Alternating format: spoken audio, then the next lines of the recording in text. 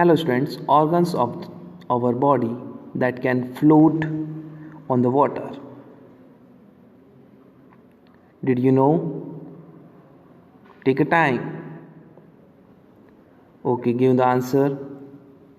If your answer is there is no organ in our body that can float on the water, but you are probably wrong because we have the exception of lungs.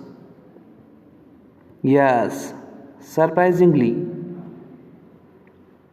the only organ in the human body that can float on the water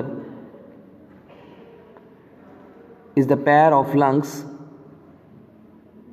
And not only this, but there are many other interesting facts about lungs. Tell me one thing, is this organ that's important? Why? Our lungs so widely studied well. Lungs form the core of the respiratory system, and this system makes sure that we are alive. And how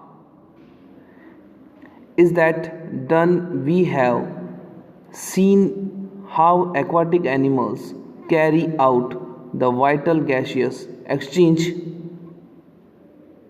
Now it's time we have a look at the respiratory system in humans. This is how the complete respiratory system looks like. It begins from the nose and ends at the alveoli in the lungs. Let us get introduced to each part in the detail. First comes the upper respiratory tract. It consists of nasal cavity, pharynx, larynx. Let's discuss them. The complete nasal cavity.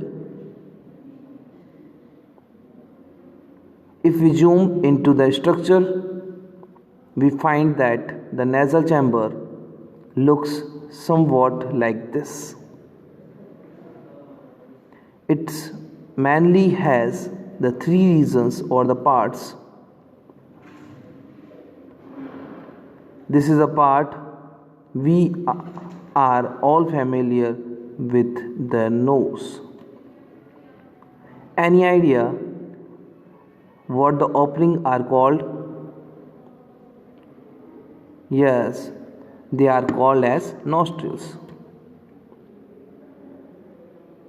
The nostrils also called as nares.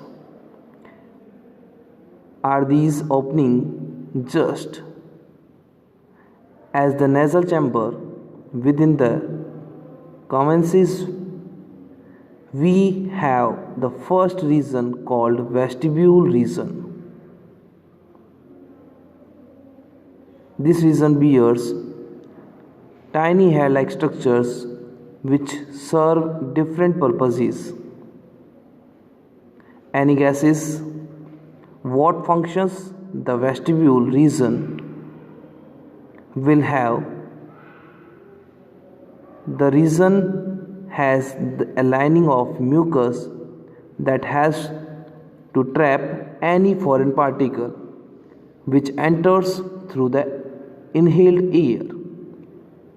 Also, the hairs in this region expel the trapped particles out with the rhythmic movement. So the vestibule region has all the arrangements to defend the bacteria or other harmful particles.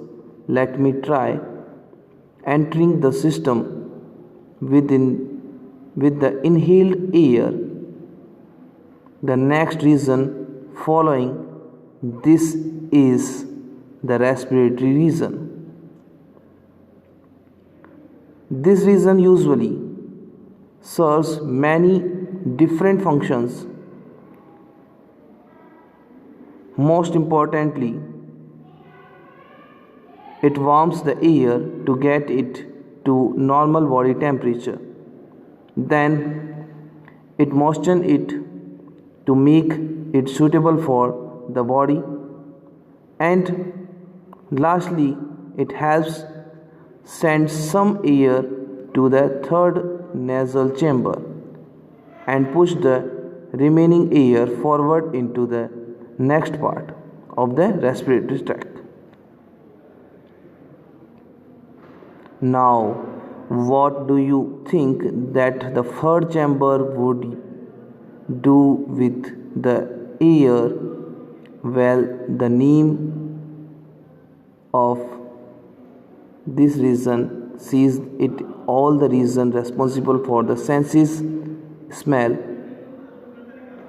It contains the highly sensitive cells that is called olfactory region. It receives the signals to the brain and helps to identify the smell. Post nasal chamber comes the next part called the pharynx, that is like a common connection between the respiratory and the digestive tract. And why do we see so well? As you can see here, this acts like a common passage between the nasal chamber on the top and the windpipe, and the food pipe just lying below it. The pharynx is also further divided into the three parts. First, nasal pharynx or the nasopharynx, which is the continuation with the nasal chamber. Oral pharynx or the oropharynx, the one that lies behind the oral cavity.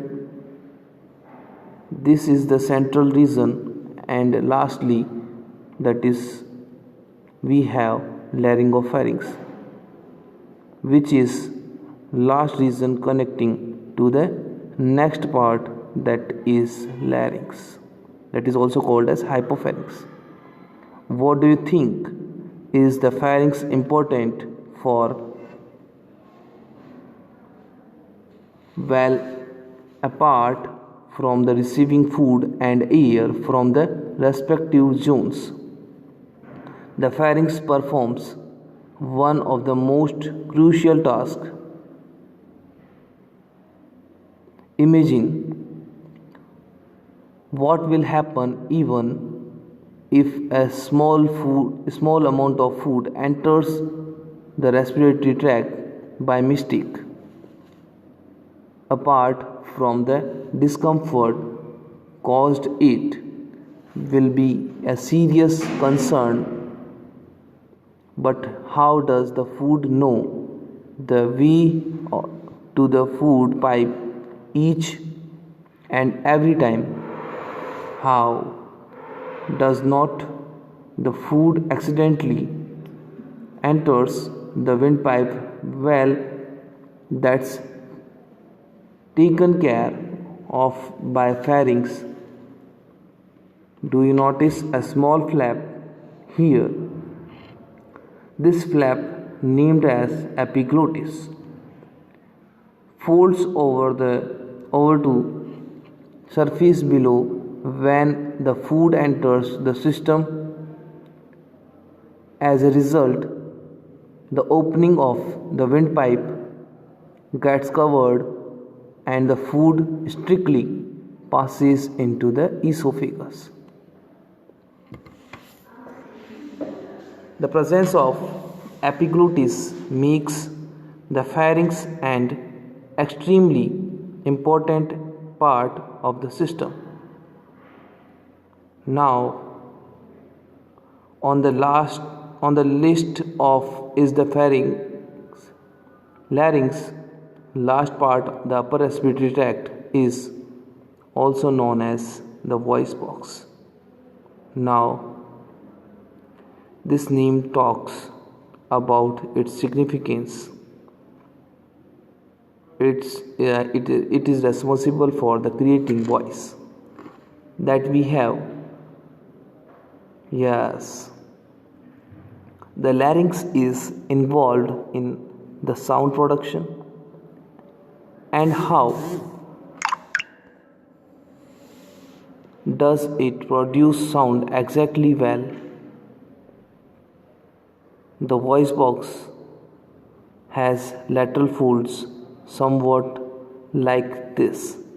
Now imagine air to pass through these folds.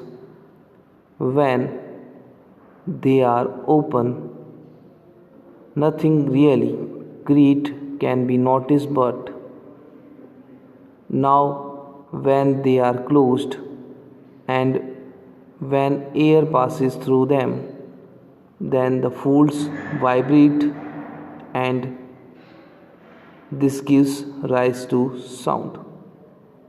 And that's how the sound is produced by the voice box. The larynx is just a small box like structure, but in adults it just produced slightly it becomes more prominent in males after puberty, and this bulging structure in the throat is called as Adam's apple.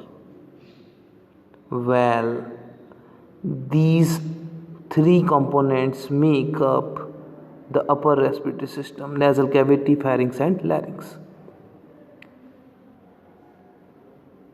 Then